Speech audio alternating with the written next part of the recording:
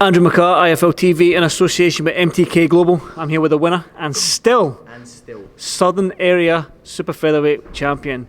How do you feel, Danny Carr? How do you feel? I feel very, very, very, very good and satisfied with the performance. I set out to do that.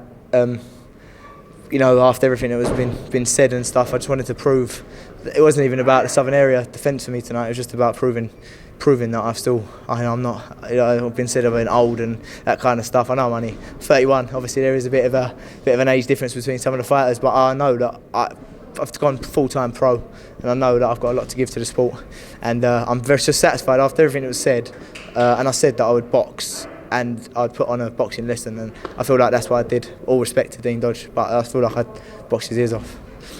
That being said, let's go into the fight then. Now, we spoke a little bit off camera there before I pushed record, and you said that people see you as a fighter, you come and fight, but you've shown that you can box off the back foot. Yeah. You've got moves, you can spin off a fighter. I mean, you don't have to engage, and you can, like you said in your own words, a boxing lesson. Yeah. Now, did you feel like any moment in that fight where you could have got the stoppage in there, because you did hit him with some good shots in there? With a spin-off right hook, and I could see his eyes a little bit faded, and I hit him with an overhand right. I think it was in the second round or something like that, or third round maybe.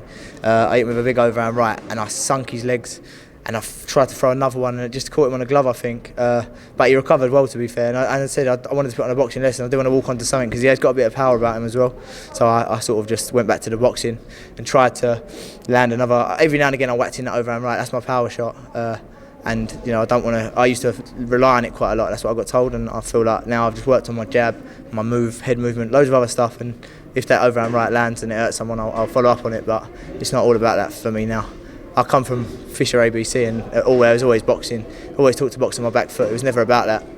I think I sparred about 3 weeks ago. I sparred really, really well. Rung my amateur coach straight away and just thanked him. Said like, just to be able to go back to the amateur style like that today sometimes gets you out of trouble and gets you where you need to be, and that's what he did today. That being said, is the best yet to come for Danny Carr? The best yet to come? It's like, I needed to get that out of the way, and now it's the exciting part of the career. Mandatory for the English now. Liam Dillon and Dennis Wahome are penciled in to fight for it, but obviously Steve Goodwin's got no shows, so Steve Goodwin would allow me to fight one of them for the English, and I'll promise I'll defend against the other boy.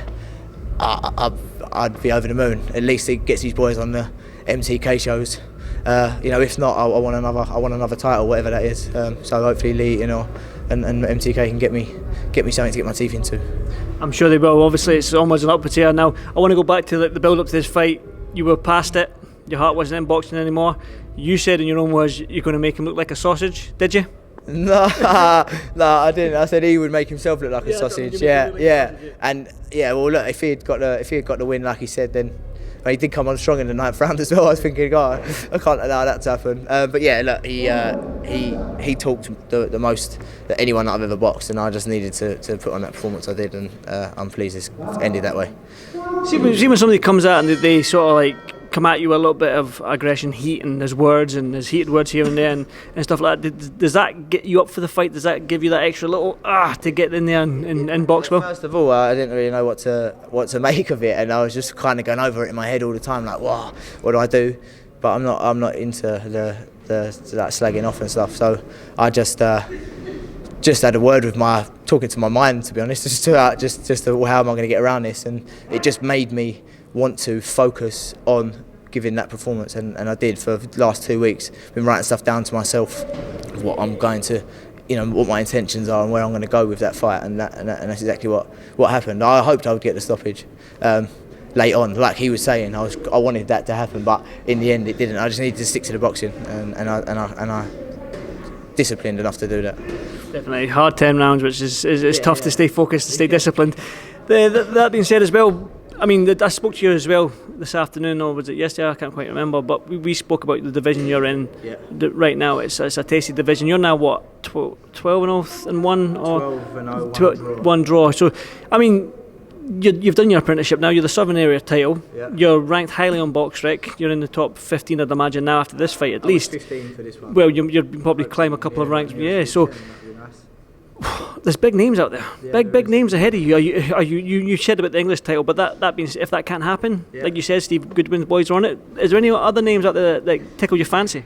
To be honest, any of them, I don't mind. I would box. I'd box anyone. I really actually, I would. You got all of them boys, the Woodstocks and stuff. I'd fight them. I'd like to, test myself now. Innit? This is where, as you said, I've completed my apprenticeship, and I'm ready. As long as the trainers say the same thing, I'm ready to fight any of them. As I said, British title is obviously a dream.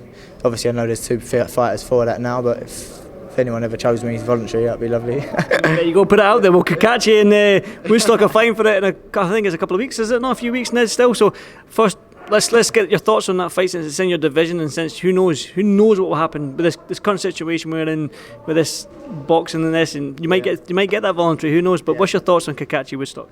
I think Cacace experience, and I said yesterday, I think he's a very good fighter. I think he will pull it out of the bag.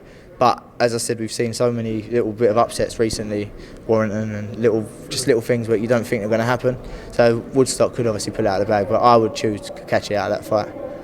So message to Cacace: if you win, yeah, choose me, bro, please. Well, one final word for the fans that have been watching this on IFL TV. I mean, there was quite a few on the live stream watching you. So any final words for them? Just thank you very much for everyone who tuned in. I hope you enjoyed the display of boxing, which I said I'd do. Thank you to all my sponsors and all my friends and family that I know are watching indoors as well. I'm very grateful to everyone. Thank you very much. Thank you very much, Danny, for doing this for IFL TV, and congratulations on the win. Thank you very much. Cheers, matey. Thank you. Nice. Cheers.